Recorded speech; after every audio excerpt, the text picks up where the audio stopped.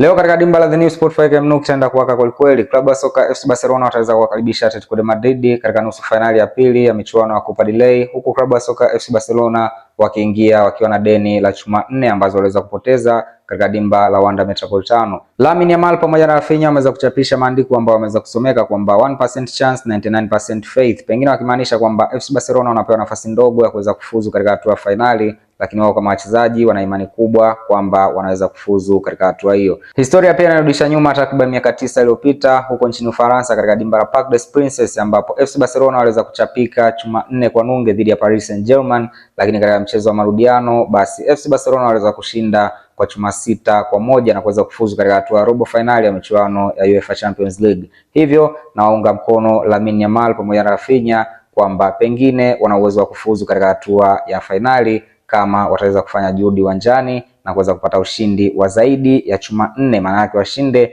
kuanzia chuma 4 na kuendelea ili waweze kufuzu katika hatua ya finali.